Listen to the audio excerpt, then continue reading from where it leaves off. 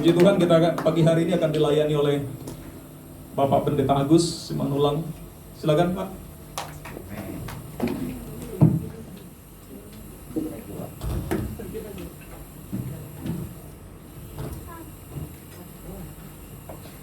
Selamat pagi, Shalom. Shalom. Shalom. Shalom.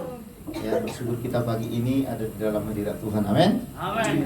Ya, hari ini izinkan saya membawakan firman Tuhan. Ini pernah saya sampaikan, dan karena kendala laptop saya, jadi saya tidak bisa data-data file semua ada di sana. Saya ganti RAM-nya dari 2 jadi 4. Ternyata data saya semua ada di RAM yang lama, yang di 2 itu gitu ya, di 2 giga itu, sehingga tadi malam pakar teknisinya sudah turun tangan, tetap juga gak bisa. Jadi ya mungkin nanti perlu dibawa ke lebih tinggi lagi gitu ya.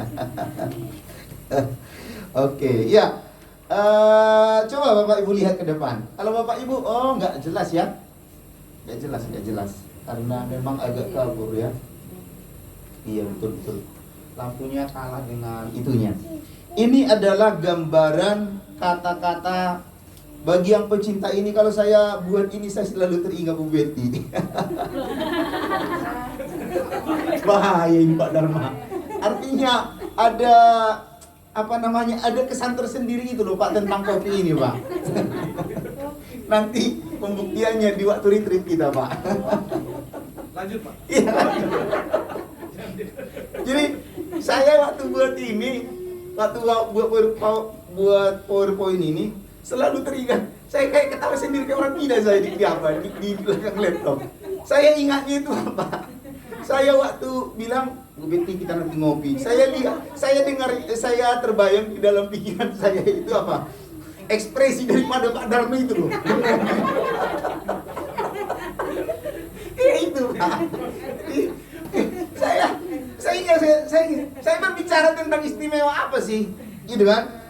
Jadi seringkali kita berpikir atau berargumen atau berkreasi itu, mungkin kita bisa ambil satu contoh dari hal-hal kenyataan yang hidup atau sesuatu yang pernah ada, yang sudah umum di sekitar kita, betul enggak?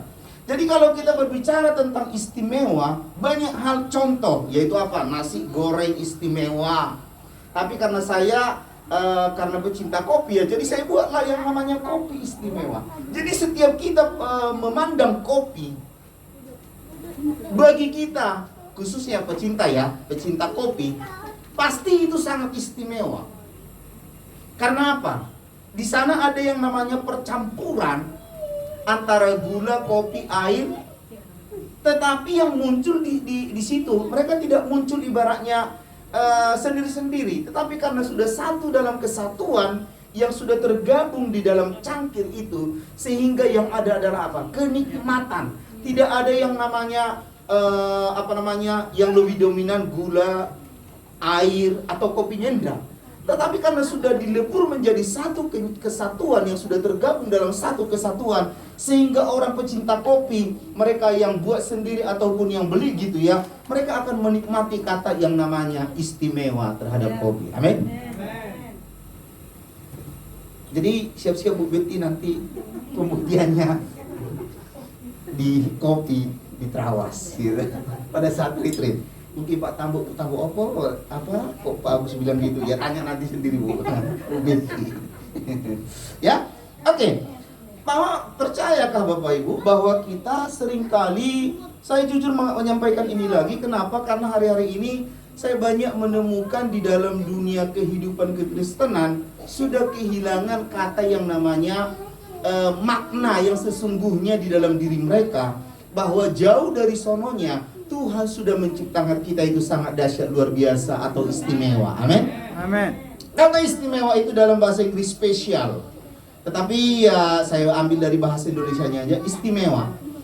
Menurut KBBI, kata istimewa itu artinya apa? Khas, khusus, luar biasa, terutama, dan lebih-lebih. Saya tidak membahas 5 ini terlalu panjang, tetapi saya membahas satu aja, kata yang namanya luar biasa. Luar biasa. Sika luar biasa. Oke, Ci? Kita semua luar biasa. Tetapi kadang kita mengatakan gini, masa saya bisa luar biasa? Saya kan latar belakang kayak gini. Saya kan posisi ini. Saya kan keadaan ini, bla bla bla bla. Dengan berbagai macam argumen atau komentar kita terhadap diri kita. Tapi saya mau mengembalikan kita kepada rencana awal semula Tuhan. Bahwa Tuhan menjadikan kita itu spesial, luar biasa, istimewa di hadapan Tuhan. Amin? Amin. Jadi kalau kita sekarang ini, ayo, mana kita lebih percaya antara perkataan orang atau perkataan Tuhan? Selama ini kita banyak percaya perkataan orang kepada kita, sehingga lupa kita perkataan Tuhan. Mungkin karena keadaan kita nakal lah, kurang bisa mengikuti lah, kurang pergaulan lah, kurang. Sehingga karena kurang itu tadi, kita lupa katanya Tuhan. Sehingga kita yang lebih banyak input adalah katanya orang di sekitar kita. Sehingga perkataan-perkataan ini di dalam memori kita itu sudah tertancap dalam. Saya nggak bisa. Saya nggak berharga. Saya ini. Banyak orang yang akhirnya mengurung diri, menarik diri, dan undur. Sehingga tidak lagi menemukan jati diri yang sesungguhnya, kata istimewa itu. Ya, hari-hari ini banyak saya lihat anak-anak muda yang sudah kehilangan jati diri mereka, kata istimewa. Karena apa? Karena banyak faktor. Nanti akan saya sampaikan faktor-faktor apa itu ya. Ya. Dalam hidup kita punya mungkin pernah mengalami kata istimewa, kata luar biasa itu tadi. Ya kan? Bagi anak-anak yang studi, mungkin kalian pernah yang namanya mendapat apa itu? Mendapat spesial, luar biasa, atau itu predikat juara umum atau juara apa gitu kan, atau memenangkan satu perlombaan apa gitu kan. Itu bagi yang studi. Ada. Terus bagi yang sudah berkeluarga, bagi kami jodoh, mungkin kami juga saya ingat, kembali lagi kepada Arma sama Bu Betty. Pak Tambok ini Pak ceritanya. Waktu itu Pak Tambok cerita kepada Bang Evan. Bersyukur mamamu itu Bang Evan katanya. Kenapa? Tahu nggak? Karena papamu dari dulu kan pintar nyanyi, pintar main musik. Cewek-cewek itu katanya Bu. Katanya Pak Tambok Bu. Cewek-cewek itu banyak yang antri sama Pak Dharma katanya. Bukan Pak Dharma, Bang Dharma pada saat itu dibilang oleh Pak Tambok. Tapi kamu tahu nggak dia? Katanya, Bang dia masih nggak Bang Evan. Mamamu itulah spesial di hadapannya Pak Dharma. Wah, bos dong depan Bang Dharma. Ya kan? Dalam hal perjodohan berapa orang yang sudah kita korbankan? Ya kan? Demi satu itu.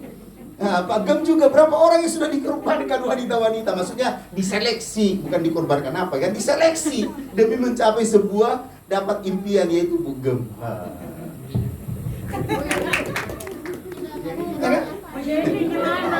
Bu Yeni. Bu Yeni juga mungkin ya kan. Berapa orang yang sudah tersisih demi mendapatkan itu. Ya kita nggak tahu. Saya sih nggak ada yang tersisih. Saya orang alim dari dulu. Jadi ya. Loh, saya bilang saya dari orang alim dari dulu, tapi karena faktor, ya kan?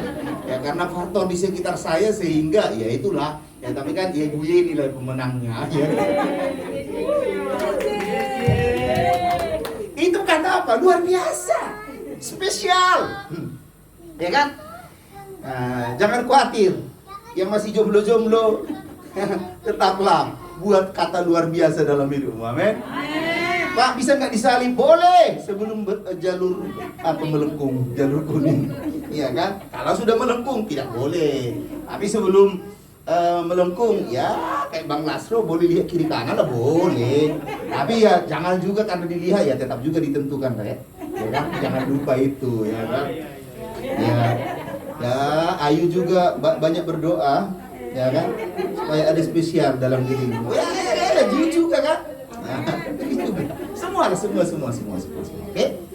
Sama kakak yang baru datang siapa Pak? Kak Marta, oh Kak Marta juga sudah punya belum? Loh Pak, perjodohan enggak apa-apa kan? Ya, lebih baik mencari jodoh di dalam daripada di luar, iya kan? Sebelum melengkung itu tadi, sebelum melengkung, kalau sudah melengkung nggak boleh, ya kan? Salib menyalib itu biasa sebelum ada ikatan, enggak apa-apa. Oke, ya. Ini jadi gara-gara kopi ini.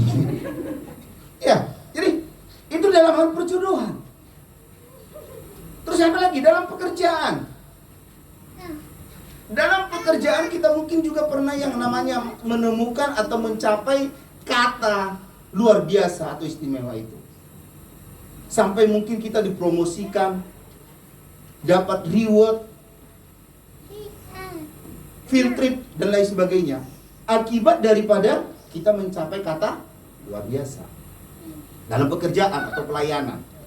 Tapi ingat, semua yang kita capai itu cuma selama kita di sini.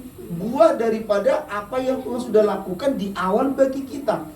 Kita seringkali tertuju kepada hal itu, tapi kita lupa yang sesungguhnya adalah bahwa diri kita ini dari sononya Tuhan sudah desain menjadi satu kata istimewa di hadapan Tuhan. Amin. Jadi jangan selalu pandangan kita bahwa istimewa itu cuma hanya pencapaian. Itu akibat daripada rancangan Tuhan bagi kita. Tapi yang kita tahu adalah dari sananya Tuhan mendesain kita sangat-sangat istimewa. Ya, amin. Sehingga hidup kita ini ada sadar akan apa? Iya ya, betapa berharganya kita di hadapan Tuhan. Sampai gini, kalau kita mencapai satu kata klimaks itu tadi istimewa, luar biasa itu. Saya percaya gini, kalau itu pencapaian sudah pernah kita lakukan atau kita capai, itu sampai nyaris susah kita lupakan, betul tidak? Gara-gara apa? Bagi kita itu merupakan satu sejarah. Ya. Tetapi ada sejarah yang jauh lebih indah dalam diri kita sebelum kita ada. Tuhan buat. Apa itu? Coba yang lihat. Nah, ayat. Nah, ini tadi. Ternyata sejak penciptaan itu tadi Allah sudah menjadikan hidup kita itu mengatur sedemikian rupa itu apa? Menjadi istimewa. Itu dalam perjanjian lama. Ya. Dalam perjanjian baru disempurnakan lagi lewat kematian Tuhan Yesus. Semakin sempurna yang namanya kata istimewa itu dalam diri kita. Makanya sampai Yesus berkata di atas kayu salib terhadap kita, tete lestai. Bukan tete manis ya, bukan tete manis, tapi tete lestai. Artinya apa? Happy ending, finish. Tidak ada yang tersisa. Sehingga semakin sempurna. Tetapi saya mau mengajak kita sebagai basic dasar hidup kita terhadap kata istimewa. Saya tidak mengambil dari perjanjian baru, tapi saya mau fokuskan kepada perjanjian lama. Coba next book. Dalam perjanjian lama dikatakan seperti ini. Sama-sama kita buka ayatnya. Sebenarnya saya sudah membantu ya. Sudah di depan. Dalam Kejadian 1 ayat 26 sampai 28. Ini yang menjadi basic kita, dasar kita untuk memahami kata istimewa yang Tuhan sudah rancangkan bagi kita. Sehingga saya berdoa lewat firman ini yang sudah Tuhan nyatakan bagi kita, tidak ada di antara kita lagi yang minder. Tidak ada lagi di antara kita yang tidak percaya diri. Tidak ada yang di antara kita yang namanya kehilangan arah jarum jam kehidupan perjalanan hidup. Tidak ada. Tapi kita percaya lewat perenungan firman Tuhan pagi ini bagi kita, dalam firman Tuhan yang Tuhan catat rencanakan dari awal, kita menemukan siapa jati diri kita sesungguhnya di dalam Tuhan ya. Dalam Kejadian 1 ayat 26 dibaca oleh kaum pria, 27 dibaca oleh kaum Hawa, dan 28 siap-siap anak-anak semua ya. Jadi mulai dari kids, teen, siap-siap untuk membaca ya. Ya, bareng-bareng nanti semua ya. Oke, sekarang siap-siap kaum pria semuanya. 2, 3, ya. Berfirmanlah Allah, baiklah kita menjadikan manusia itu menurut gambar dan rupa kita, supaya mereka berkuasa atas ikan-ikan di laut dan burung-burung di udara, dan atas segala ternak, dan atas seluruh bumi, dan atas segala binatang melata yang merayap di atas bumi. Wanita, 2, 3, ya. Maka Allah menciptakan manusia itu menurut gambarnya, menurut gambar Allah diciptakannya dia, laki-laki dan perempuan diciptakannya mereka. Semua anak-anak, kids, teen, sama-sama baca. 2, 3, ya. Allah memberkati mereka lalu berfirman kepada mereka anak cuculah dan bertambah banyak penuh. Saya nggak kompak. Ayo ulangi. Ya, hitungan ketiga. 2, 3, ya, yang kompak. Allah memberkati. Nah, jangan terlambat lagi. Ayo, leadernya sekarang siapa? Iya, Polki, tapi leadernya ini Josi, Kak Josi. Ayo, saya ikuti Faro, dengar instruksi dari Kak Josi. 2, 3, ya. Allah memberkati mereka lalu Allah berfirman kepada mereka beranak cuculah dan bertambah banyak penuhilah bumi dan katakanlah itu berkuasalah atas ikan-ikan di laut dan burung-burung di udara dan atas segala binatang yang menyenangkan. Amin. Oke, thank you. Ya, ini adalah salah satu dasar basic sebelum Tuhan menciptakan segala sesuatu. Sebelum manusia diciptakan, ternyata Tuhan sudah mendesain yang namanya kehidupan kita untuk sempurna, spesial di hadapan Tuhan. Jadi kita tidak asal-asal jadi, bim salah bim, jadi, tidak. Atau kita ada bukan karena apa? Gagal produk. Kita ada bukan karena istilah dunia kedokteran kebobolan. Ada sudah dalam spesial pandangannya Tuhan, rencananya Tuhan. Jadi kalau ada orang berkata mungkin kepada kita, wah iya dia kan ada karena kebobolan, dia kan ada karena ini, dia karena ini. Iya betul, tetapi tanpa seizin Tuhan tidak akan pernah bisa terjadi. Amin. Oke, mungkin peristiwa itu bisa diizinkan Tuhan terjadi, tetapi di balik itu sebenarnya dalam diri kita sudah ada kata istimewa Tuhan cetak dalam diri kita. Sekalipun mungkin melewati harus melalui proses itu gitu kan, yang tidak diinginkan. Tetapi percayakah, kita selalu percaya bahwa tidak ada satupun yang bisa terjadi di muka bumi ini tanpa seizin Tuhan. Berarti kalau Tuhan izinkan itu terjadi, ada maksud, ada tujuan, ada rencana yang mulia dalam diri kita yang Tuhan sudah rancangkan. Amin. Tapi seringkali kita lupa apa itu rancangan Tuhan itu. Apa itu yang namanya tujuan Tuhan itu. Lupa kita. Karena itu tadi saya di awal katakan, terlalu banyak kita mendengar input dan input yang dari luar. Sehingga input yang dari Tuhan lupa. Kita abaikan. Karena memori kita sudah tertanam sangat dalam. Nah sekarang ini, ayo kita belajar merombak yang namanya memori-memori yang dari luar. Amin. Kita izinkan memori Tuhan terjadi, rancangan Tuhan nyata dalam diri kita, sehingga pulang dari tempat ini atau selesai ibadah ini, kita semakin menemukan jati diri kita sebenarnya di dalam Tuhan. Amin. Pertama, apa sih rencana Tuhan dalam diri kita? 3 keistimewaan atau tiga keunikan Tuhan menciptakan kita sebagai umatnya. Yang pertama gini, adanya perencanaan yang matang. Di mana letak perencanaan yang matang dalam diri kita? Di ayat 26. Berfirman Allah, baiklah kita menjadikan manusia itu menurut gambar dan rupa kita. Jadi yang pertama, rencana Tuhan dalam diri kita ada perencanaan yang matang. Bahwa kita diciptakan Tuhan menurut gambar dan rupa Tuhan. Jadi dari ayat ini mematahkan teori evolusi Darwin yang berkata apa? Manusia keturunan atau evolusi berasal dari monyet. Ada yang masih setuju dengan teori itu? Dulu waktu kita zaman sekolah itu masih ada itu berlaku. Puji Tuhan sekarang IPS sudah mulai merubah yang namanya kurikulum, sehingga tidak lagi menyebutkan bahwa manusia itu evolusi daripada monyet atau kera.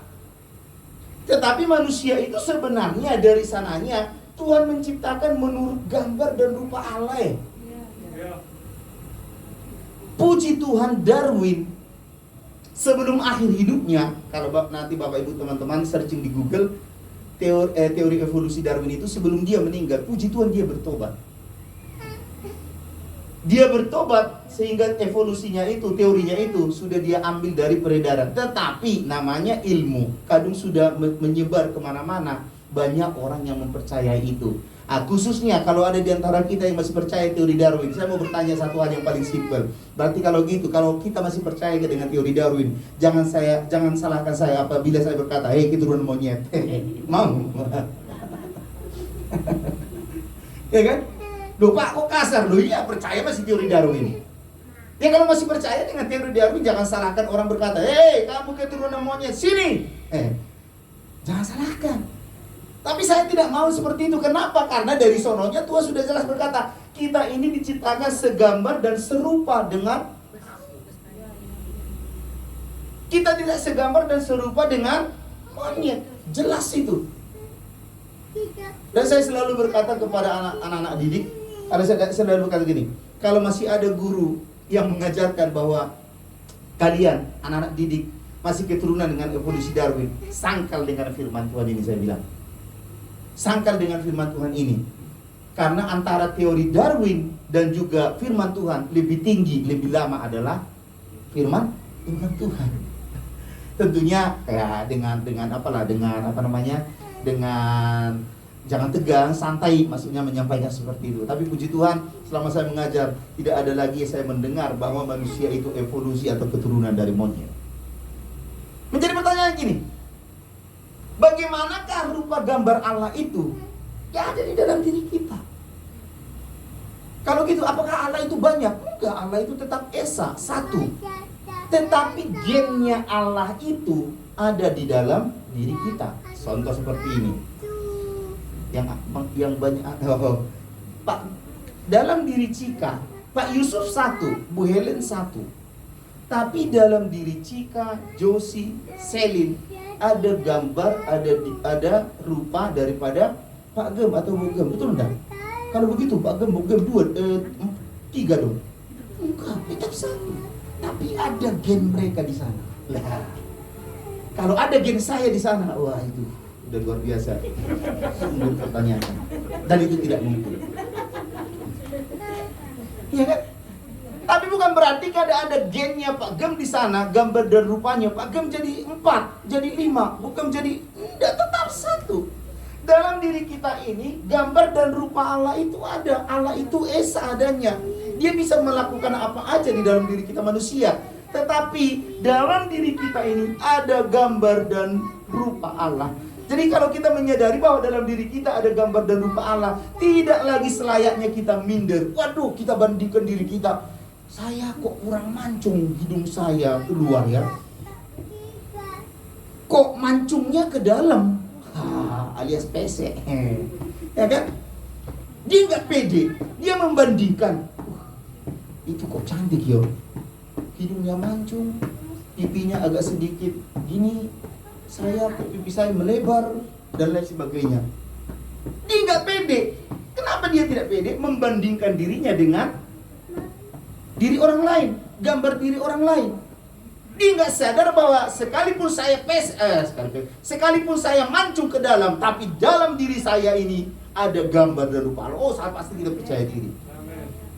Salah satu orang yang tidak percaya diri, ada perencanaan yang matang dalam dirinya oleh Tuhan, yaitu siapa? Orang-orang yang melakukan satu tindakan oplas. Zaman-zaman Abiki ini kan, sekarang yang diapakan itu kan drakor itu kan, sampai mereka cara jalannya drakor bagi wanita, drama Korea itu loh, terus cara ngomongnya. Iya, bukan. Ya kan? Sudah diatur-atur. Cara pandangnya itu bukan lagi, Pak Gem, mau kemana? Kan? Pak Gem mau kemana? Sedikit lirik gitu loh. Gue tahu, iya dong, ya kita kan hidup di dalam pergaulan drakor, Bu. Anak-anak muda, abigi ya kan. Jadi kadang-kadang abigi ini loh, seumuran Josie, Andrik ini jalannya aja sudah diatur. Kalau cewek-cewek itu ya, biasa aja keles. Ya. Ini enggak ya, jalannya sudah mulai diatur sedikit. Ya, sesuai dengan idola mereka itu. Oke lah, karena mereka kan lagi sedang penjajahan penemuan jati diri, betul enggak? Oke, itu sekelas mereka. Tapi kalau sudah sekelas kita, sekelas Lasro, Jui, Ayu, kita yang sudah dewasa, apa kita ikut dengan mereka? Ya jangan. Kita jadilah kita. Saya nggak bisa membayangkan istri saya kalau dia berjalan seperti Luna Maya. Loh, kok Buya nih, kok jalannya beda? Iya, ala Luna Maya. Iya, Tuhan Yesus, tolong. Jadi banyak orang yang kita, yang tidak percaya diri bahwa dalam dirinya itu sudah direncanakan Tuhan dengan matang. Banyak oplas. Kenapa dia banyak oplas? Dia mau mengidolakan dirinya seperti orang itu. Sadar dia bahwa dirinya kurang berarti kalau dia tidak seperti orang itu. Terjadilah tindakan itu. Tapi bagi kita yang sudah di dalam Tuhan, saya seperti ini, mau tinggi, mau kulit sawo matang, mau kulit putih, mau gigi rata, ya gigi ompong, ya kan? Saya ini ada gambar dan rupa. Sehingga kita tidak ikut-ikutan dengan orang. Waduh, sekarang kan banyak kan cowok-cowok rambut ke sana, saya juga ikut. Ya kan?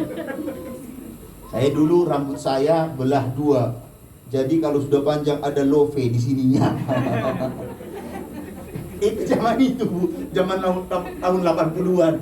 Sehingga waktu itu adik saya, Mama Alvaro, Ika, ada foto jadul saya yang pernah dibuat di grup. Itu panjang itu, habis dipotong guru. Jadi terjadi poninya itu sampai membentuk love di sini gini. Karena belah dua. Nah, oke lah. Nah, karena rambut saya kan jingkrak. Saya buat waktu itu jingkrak. Bosan juga sekarang modelnya seperti ini. Ya, oke lah. Ya kalau itu kan untuk ini aja kan. Tapi saya tidak memotong seperti ini. Harus seperti Andi Lau. Wah, atau siapa? Enggak. Kita memotong itu karena memang itu yang cocok dengan kita. Tapi berapa banyak orang memotong rambut seperti potongan orang itu ya. Ya boleh sih kita mengikuti model itu, tetapi bukan supaya seperti mereka. Tidak. Saya memotong pendek seperti ini karena saya orang keringat. Kalau orang keringat itu kalau dibiarkan menetes sampai ke kerah baju. Jadi saya di belakang ini selalu saya potong habis. Karena apa? Supaya gampang dilap dengan tisu atau sapu tangan.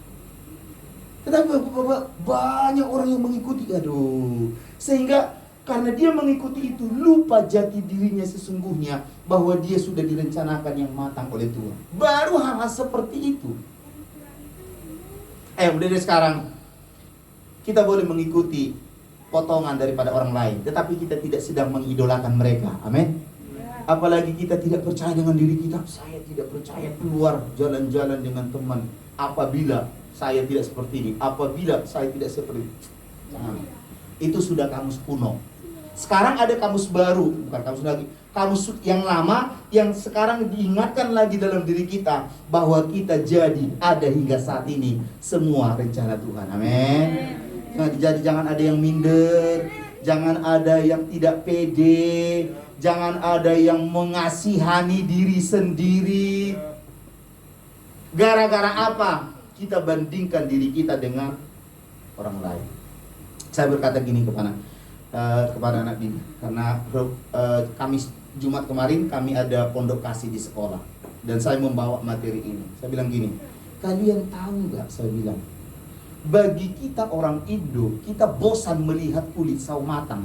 Kita bosan melihat model kita sekarang ini, saya bilang, tapi kalian percaya enggak, orang bule sana sangat suka dengan kita orang Indo, melihat gaya apa kita, kulit kita, melihat postur kita dan lain sebagainya. Makanya orang Indo, orang luar banyak yang kawin dengan orang Indo. Sebaliknya, kita orang Indo suka dengan orang luar. Kenapa? Karena seperti mereka jarang kita lihat, saya bilang.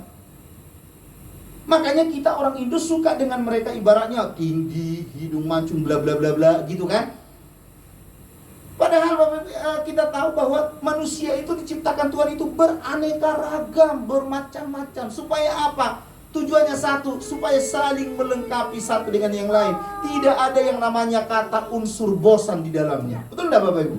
Coba semua kalau seperti Bugem diciptakan Tuhan, wanita, tidak ada pilihan lain. Lurus, tinggi, rambut panjang, dan lurus, dan lain sebagainya. Ya bosan juga lama-lama. Tapi karena kita lihat ada sedikit seperti istri saya, rambutnya keriting. Ada lurus seperti Bu Gembala. Ada seperti bau jui, sedikit gelombang sedikit. Itu kan, itulah nikmatnya kehidupan yang Tuhan ciptakan, saling melengkapi.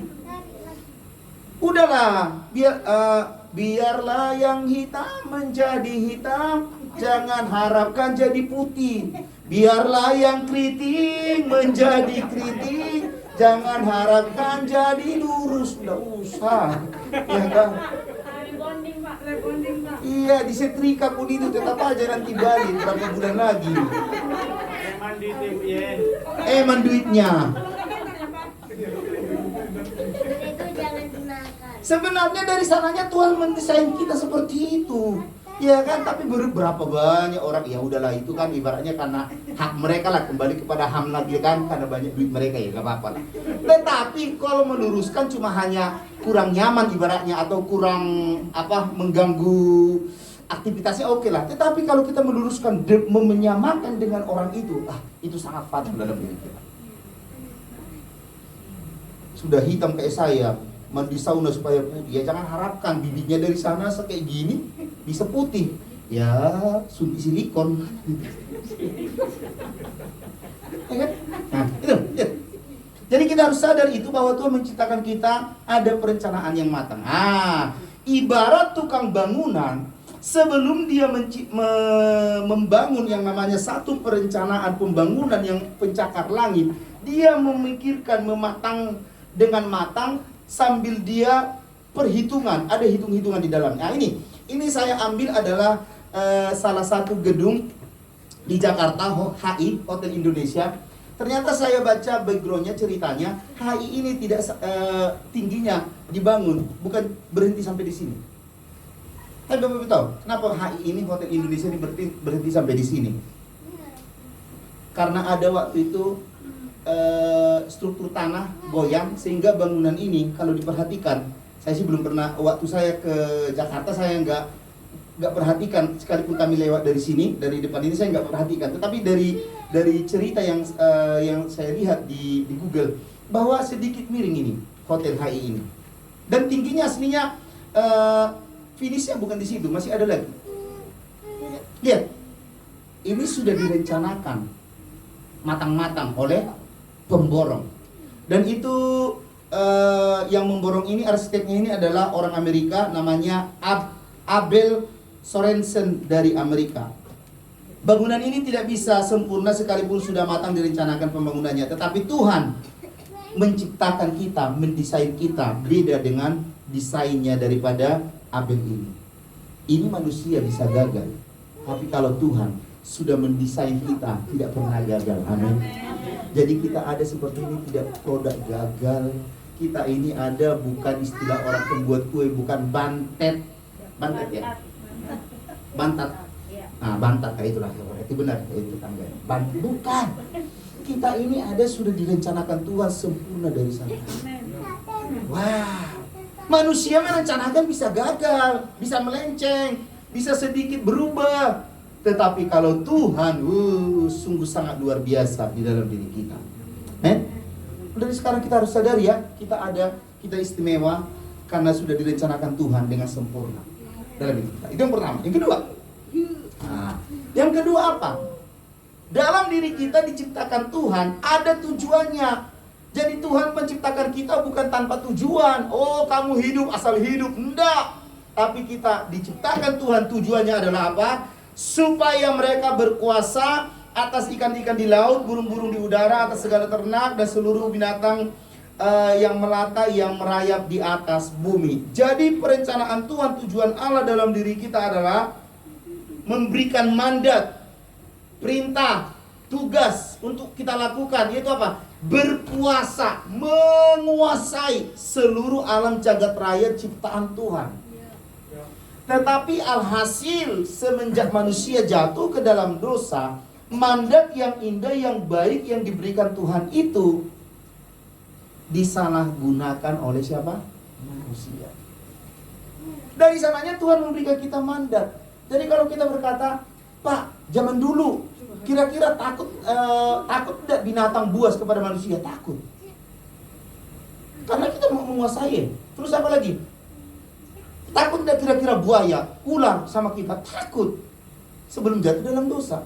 Tapi akibat ulah manusia. Sekarang kebalikannya, manusia yang takut dengan ular. Sekalipun ada yang namanya penjinak pawang dari binatang buas ya. Tapi ya namanya, karena binatang buas habitatnya ya tetap binatang. Tetapi alhasil, rencana Tuhan semula itu disalahgunakan oleh manusia.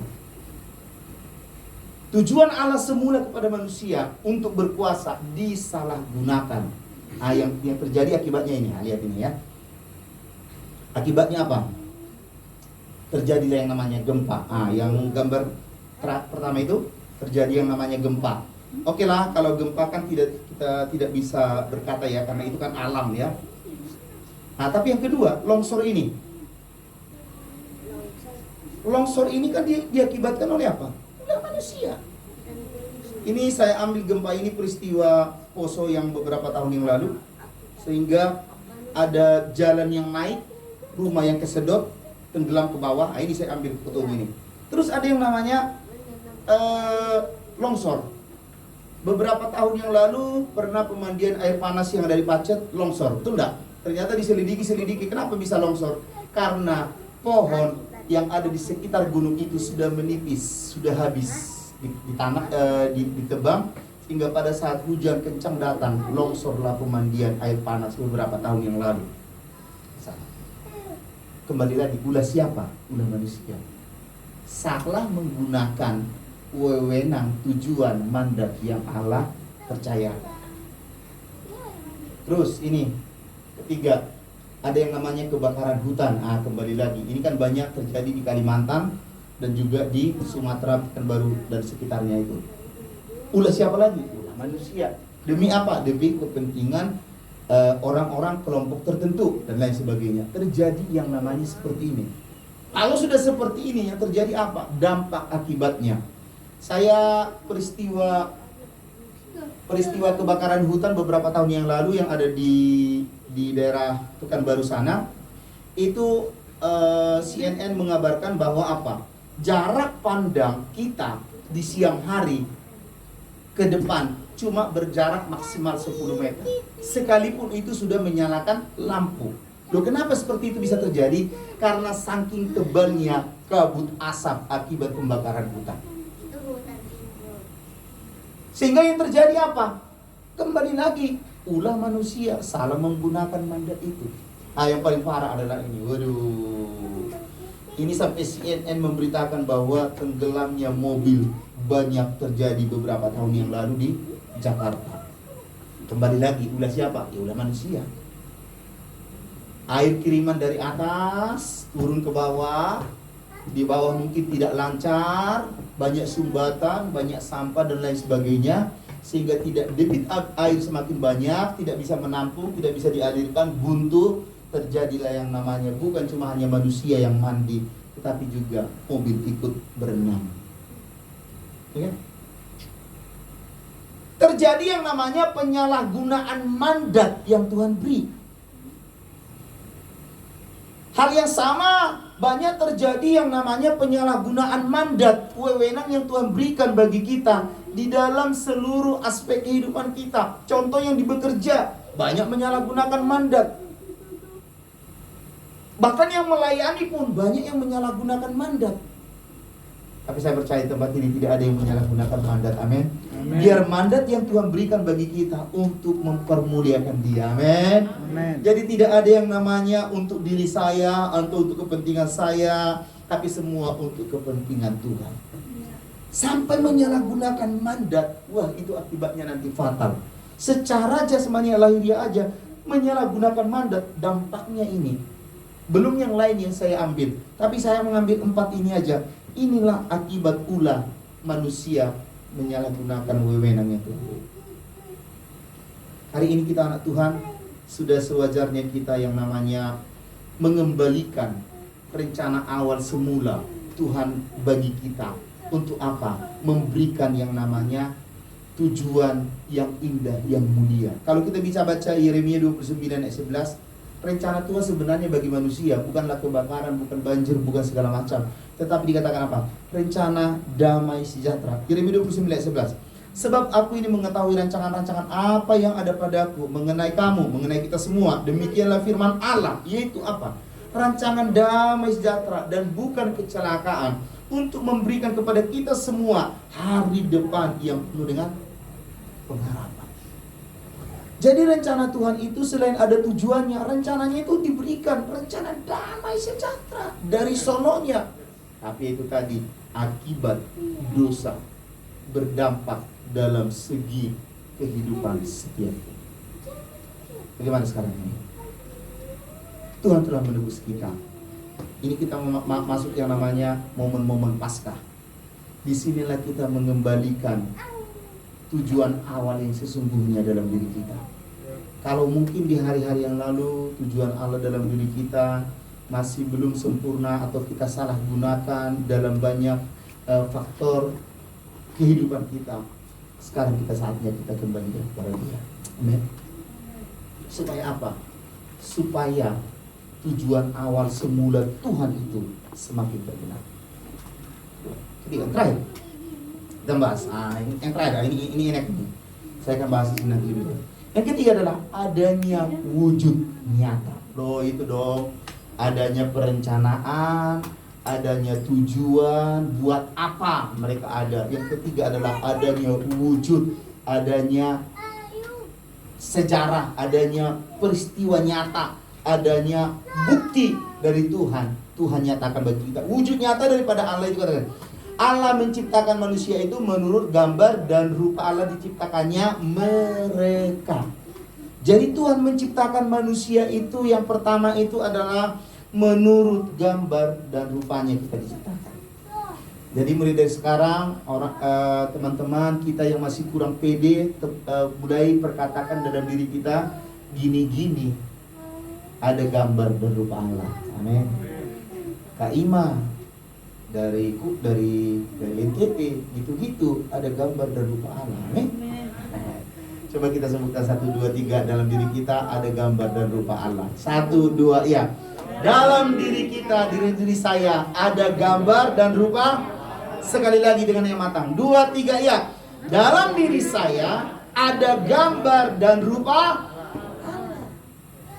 Kalau kita sadar akan hal ini, tidak gampang kita yang namanya frustasi, tidak gampang kita minder, tidak gampang kita ibaratnya gitu kan, enggak. Tapi kita justru berkata gini-gini, ada gambar dan rupa. Ya. Jadi kita patahkan teori Charles Darwin ya. Kalau kita sudah mematahkan teori Charles Darwin, jangan lagi kembali ke sana. Harus kembali back to the Bible. Menurut gambar firman menurut Allah, menurut firman Tuhan kita diciptakan menurut gambar dan rupa Allah. Jadi bagi teman-teman yang minder, belajar mulai dari sekarang jangan lagi minder. Bagi teman-teman yang kurang percaya diri, mulai dari sekarang belajar percaya diri. Jangan membandingkan lagi dengan yang di sana. Menjadi motivasi boleh, tapi untuk menjadi pembanding kok nggak sempurna, tidak boleh. Supaya apa? Supaya kita mengembalikan jati diri kita sesungguhnya dalam firman Allah. Yang kedua, diciptakan menurut gambar itu tadi. Yang kedua, diciptakan 2 jenis, laki-laki dan perempuan. Nah, ini loh. Tuhan tidak pernah menciptakan manusia itu 3 jenis. Loh, emangnya ada 3 jenis? Ada. Tapi puji Tuhan di tempat ini tidak ada. Oh, seumpama ada di tempat ini harus dikonsumsi Pak Gembala sampai tuntas. Tapi puji Tuhan tidak ada. Loh, kok ada 3 jenis? Namanya sih Ali. Tapi kalau ngomongnya apa kabar Kak Marta? Ali loh. Ih, Kak Marta ini. Ih, kalau kayak gini saya mau taklek orang ini loh. Jujur. Ya kan? Jelas-jelas diciptakan Tuhan laki-laki. Tapi kok bergaya ala perempuan, kalah gayanya Josie. Ya kan? Kalau ada seperti ini tugas kita mengarahkan mereka, mengembalikan mereka ke habitat awal Tuhan ciptakan. Habitat mereka, laki-laki ya, bersikap laki-laki. Nah, kalau kita mau masuk lagi, kita belajar tentang biologi. Apa sih ciri-ciri laki itu? Apa karakter laki-laki itu? Itu kita kembalikan ke pelajaran biologi. Mereka lebih tahu akan hal itu, gitu kan, lebih dalam. Tapi jelas firman Tuhan berkata apa? Tuhan menciptakan laki-laki dan perempuan. Tidak ada yang namanya bencong, tidak ada yang namanya banci, tidak ada yang namanya tomboy. Tidak ada. Yang ada 2 jenis ini. Kalau gendernya 2 jenis ini, ya berlaku juga 2 jenis ini. Tidak boleh berlaku atau berkata atau bergaya selain daripada 2 jenis ini. Saya tidak bisa membayangkan Pak Henry, dia diciptakan Tuhan dengan gagahnya seorang laki-laki. Tiba-tiba dia berjalan.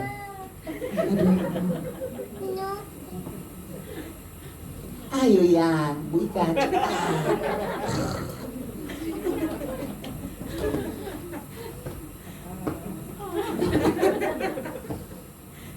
Ih, aku gak suka loh.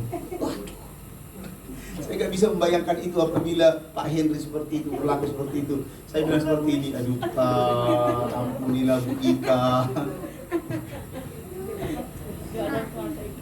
Iya kan? Loh Pak, berarti dosa dong? Iya. Salah dong? Iya. Terus datangnya dari mana? Ada 2 sebab, ada 2 kemungkinan. Orang ini bisa seperti ini, ada 2 kemungkinan. Kemungkinan yang pertama adalah dari iblis, jelas. Iblis mau merusak tatanan ciptaan Tuhan yang sudah bagus diciptakan dari awal. Dia mau merusak. Karena Yohanes 10:10 Tuhan berkata apa? Pencuri, iblis, setan itu pekerjaannya untuk apa? Mencuri, membunuh, dan membinasakan. Apa yang dicuri, dibunuh, dibinasakan? Tatanan Allah ciptaan semula terhadap segala ciptaannya, termasuk kita manusia. Iblis mau merusak itu. Kenapa? Semenjak jatuhnya Lucifer ke dunia, iblis berontak terus kepada ketetapan Allah. Dia tidak mau. Dia tidak mau, makanya digoda, dirusak. Itu dari iblis. Tapi yang kedua, dari mana? Dari keluarga atau dari tetangga, termasuk dari orang tuanya. Loh kok bisa? Iya. Contoh nih, yang diinginkan oleh orang tuanya cewek, lahir cowok lagi. 1, 2, anak ketiga, anak keempat, gak apa-apa, masih legowo sedikit. Tiba-tiba giliran anak kelima, dilihat cowok lagi. Padahal yang diinginkan adalah wanita. Sudah nyata loh, sudah nyata lahir cowok, diberlakukan ala-ala wanita. Dikasih bedak, dikasih pita-pita, dikasih segala macam ala-ala aksesoris wanita. Ya jangan salah kalau dia berjalan, hai Pak Dharma, hai Om, waduh. Ya kan? Ada nggak seperti itu? Ada. Saya menemukan ini di dalam diri jemaat. Kenapa? Mereka itu sudah jelas-jelas lahir gendernya ini, diberlakukan ala tidak gender itu, sehingga terjadi seperti ini. Ini kesalahan siapa? Orang tua. Kalau ini diberlakukan orang tua atau orang-orang di sekitarnya itu, layaknya gendernya itu, tidak akan pernah bisa seperti ini. Terus, Kalau sudah seperti ini apa? Kembalikan dia kepada habitat semula. Kamu laki-laki, berlakulah laki-laki, berkata laki-laki, bersikap laki-laki, berjalanlah laki-laki. Kalau dia wanita, berjalanlah kamu feminim, jangan kamu tomboy. Ayo Kak Marta, kita jalan. Waduh, saya nggak bisa membayangkan kalau Marta dan Jui digeret oleh wanita yang tomboy. Ayo, kita jalan. Ini masukan tentara aja ini kalau terima. Nggak bisa. Ya sudah, ya memang dari sananya sudah diatur Tuhan ya. Ya feminim itu jalannya yaitu body language ya. Body language itu siapa? Ya wanita, bukan pria. Iya kan? Karena dari sononya sudah diciptakan Tuhan seperti itu. Tetapi karena ulah manusia, ulah orang-orang di sekitarnya dan juga iblis merusak awal daripada semula Tuhan ciptakan itu. Rusak jadinya, hancur jadinya, berantakan semua. Ayo, ini PR bagi kita ya, khususnya di poin yang kedua ini. Kalau ada di antara keluarga kita seperti ini, kita anak Tuhan harus berperan. Paling tidak doakan dia, sadarkan dia. Jangan ada yang seperti ini. Puji Tuhan di antara kita tidak ada yang berlaku seperti ini ya. Ya khususnya yang paling kelihatan itu kan cara jalannya, cara ngomongnya ya. Nggak ada.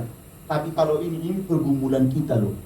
Khususnya dalam pengembalaan, wah ini tugas berat gembala ini untuk mengembalikan kepada habitatnya itu. Kenapa itu dosa. Dosa.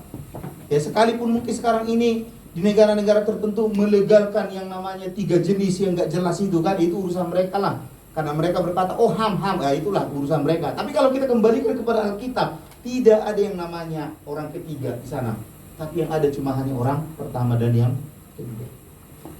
Ya, yang ketiga dikatakan diciptakan dengan apa? Sempurna. Wah. Jadi kalau ada lagu berkata sempurna, wah kita juga berkata sempurna. Oh ini sempurna loh. Kita bukan produk gagal, sempurna kita ini. Walaupun saya pernah berkata saya kok produk gagal, kok pendek, gak bisa masuk yang saya inginkan, cita-citakan. Pernah saya berkata seperti itu.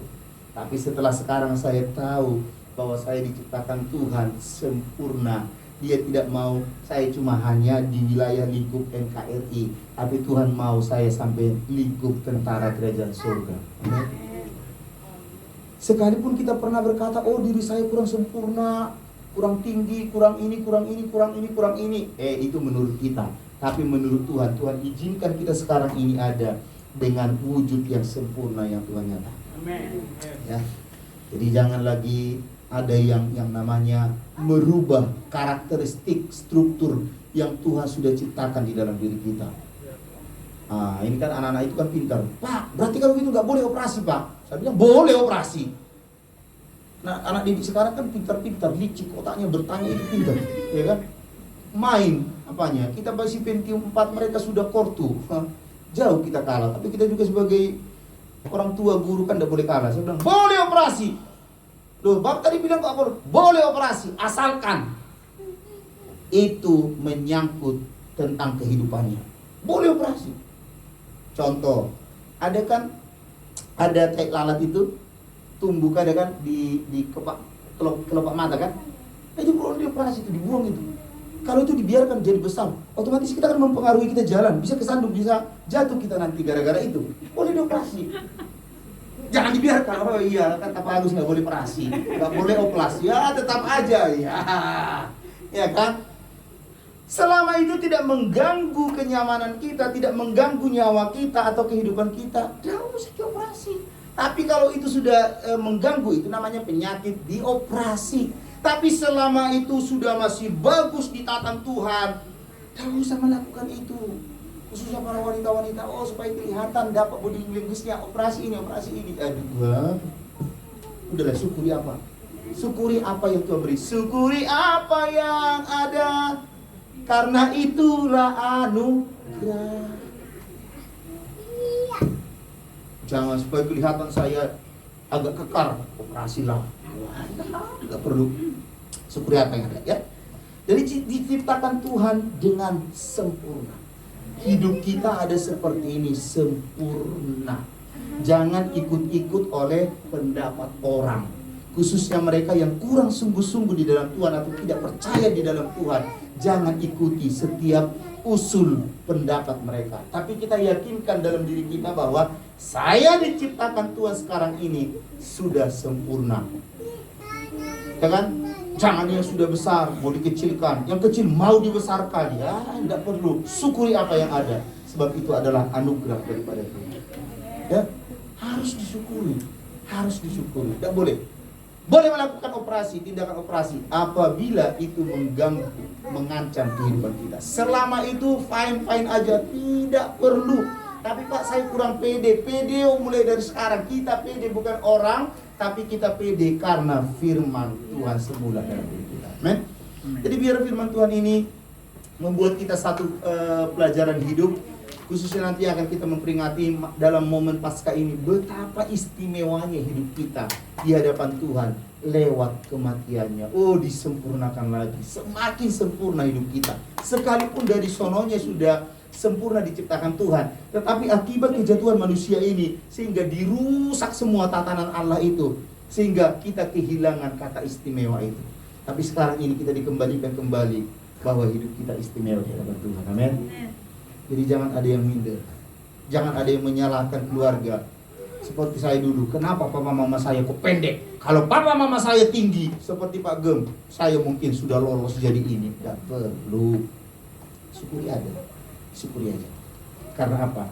Itu adalah kita ada bukan suatu kebetulan, tetapi kita ada seperti ini dengan berbagai macam karakteristik, dengan berbagai macam fisik kita. Ada maksud tujuan daripada Tuhan bagi kita. Mungkin kita tidak tahu, tapi dari sononya Tuhan sudah merancang itu bagi kita. Ingat, rancangan manusia boleh gagal, boleh meleset, tapi rancangan Tuhan selalu number one, the best dalam diri kita. Amen. Jadi kita spesial di hadapan Tuhan. Lihat lagi, Bu. Ya. Jadi kita adalah ciptaan yang paling mulia dari segala ciptaan Allah di bumi, termasuk dari malaikat. Malaikat Tuhan, Yesus tidak pernah mati untuk malaikat, tetapi bagi manusia Yesus mati. Lebih sempurna hidup kita. Oleh sebab itu, ayo kita mulai sekarang ya, sadar diri ya.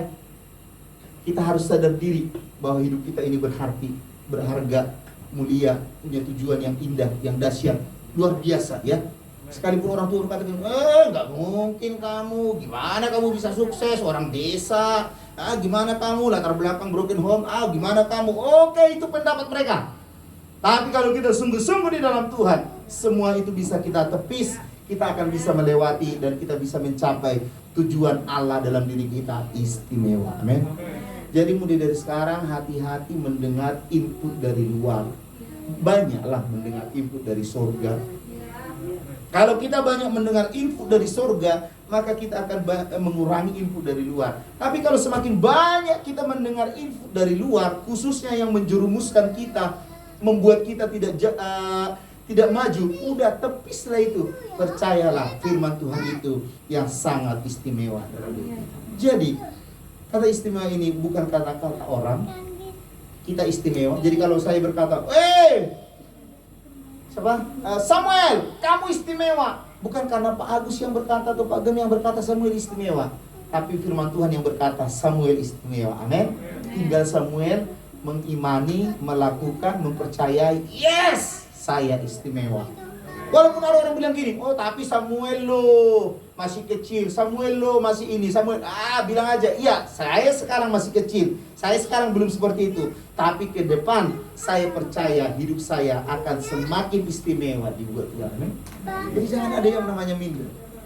Saya dulu orang minder, saya dulu orang tidak percaya diri, saya dulu orang gagal, saya orang dulu. Tapi sekarang saya belajar di dalam Tuhan, saya menemukan jati diri saya bahwa saya sangat istimewa. Amin. Jadi biar lewat renungan firman Tuhan ini bagi kita menjadi satu kekuatan, satu pedoman hidup. Tidak ada lagi yang minder. Bangkit dari sekarang. Ya istimewa, istimewa ini. Istimewa. Ya, selama merenungkan kata istimewa. kayak gini-gini, saya ditertawai dulu saya malu. Kalau sekarang saya ditertawai saya bangga. Karena apa? Istimewa, men. Ya kan? Istimewa. Kalau dulu diketawai, wih. Ah, sekarang saya kebablasan. Ya, istimewa kita dapat. Ya, teman-teman, Bapak Ibu, sadar kita dari sekarang kita istimewa. Amin. Dan semangat kita istimewa. Saya mau berbicara dari perspektif penciptaan Allah kepada kita. Nanti semakin disempurnakan oleh Pak Gem pada saat kita retreat, kita merenung kematian pengorbanan Yesus di atas kayu salib. Semakin disempurnakan. Biar kita menemukan jati diri kita yang sesungguhnya. Selama ini mungkin kalau sudah jati diri kita itu sudah mulai hilang karena kita bandingkan dengan input-input dari luar. Ayo sekarang bertobat. Jadi kita bertobat bukan karena kita melakukan dosa ya, bukan karena kita membunuh, mencuri, enggak ya, tapi kita juga bertobat itu apa? Karena terlalu banyak kita mendengar info dari luar sehingga kita tidak sadar bahwa diri kita berharga. Kita juga perlu bertobat dari itu. Mulai dari sekarang, ayo kita temukan jati diri kita di dalam Tuhan. Mari pemusik saya undang. Menemukan sudah kepala berapa? Kepala lah tetap satu. Gak usah didengar itu. Loh, iya.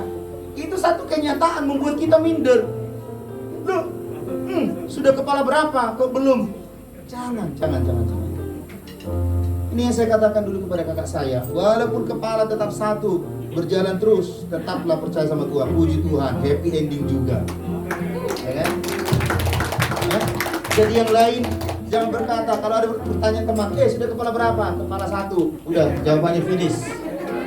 Jangan dilanjutkan. Kalau dilanjutkan, pusing kepala Barbie. Ya, tetap percaya Tuhan selalu punya rencana yang terbaik bagi kita. Mari lambaikan tangan kita di hadapan Tuhan sama-sama. Hidupku menggenapi firman-Mu. Amin. Tanda mujizat sertai tiap langkahku. Kau bersamaku di dalamku, jadi bukti kebesaran hidupku. Hidupku menggenapi firman-Mu. Tanda mujizat sertai tiap oh Bapa, Kau bersamaku di dalamku, jadi bukti kebesaran hidupku. Hidupku menggenapi firman-Mu. Tanda mujizat sertai tiap langkahku. Kau bersamaku di dalamku, jadi bukti kebesaran. Bapak Ibu saudara dalam Tuhan, seberapa banyakkah kita mendengar info selama ini dari luar, sehingga kita lupa tentang jati diri awal kita di dalam Tuhan yang sebenarnya.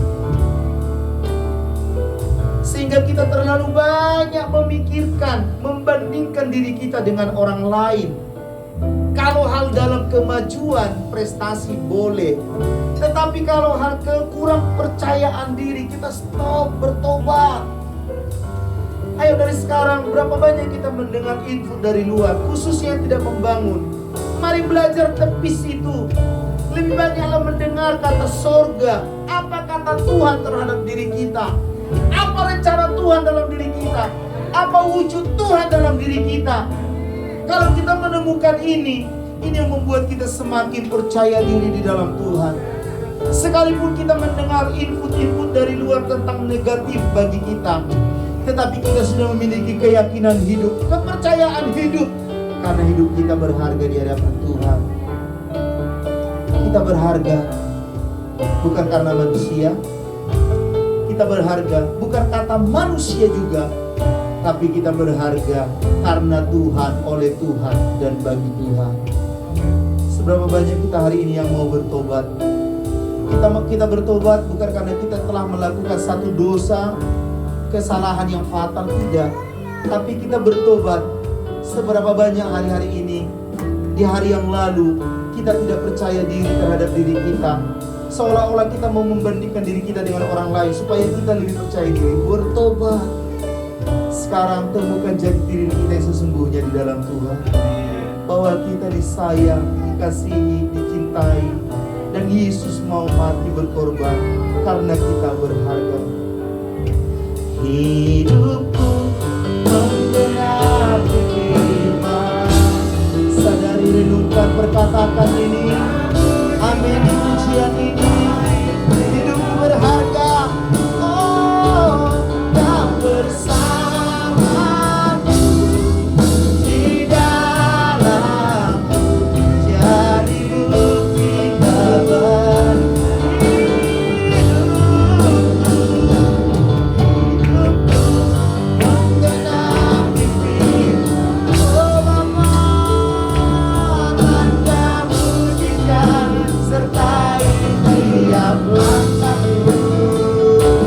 Kau bersamaku di dalamku, jadi bukti kebesaranku. Jadi bukti kebesaranku, ya Bapa. Jadi bukti kebesaranku.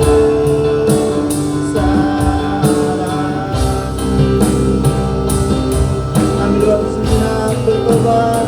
Ambil waktu sejenak memperbaiki diri. Ambil waktu sejenak berdoa. Ambil waktu sejenak minta ampun. Ambil waktu sejenak komitmen kepada Tuhan atas apa yang selama ini yang kami terima. Ampuni kami Tuhan.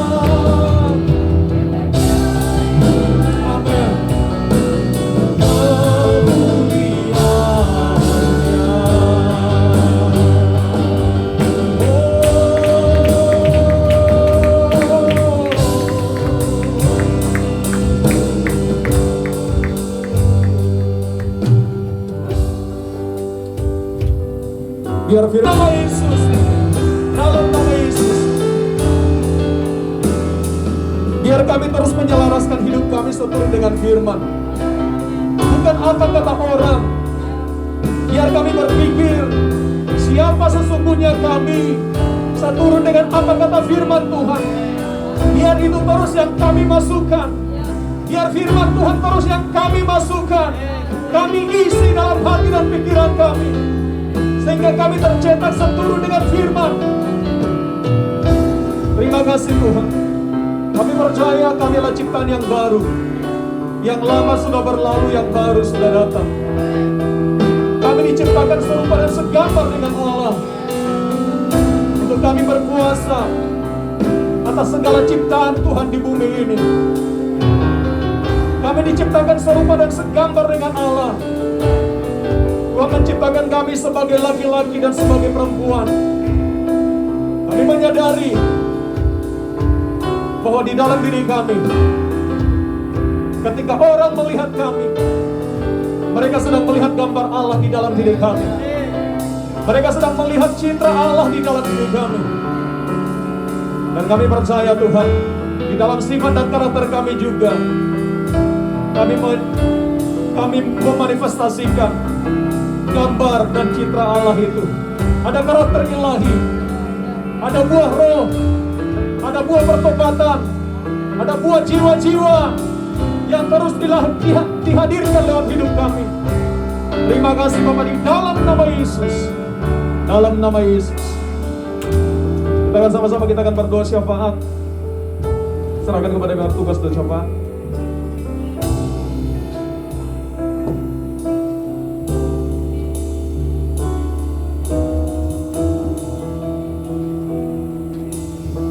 Kami kembalikan syukur kami pada siang hari ini Tuhan.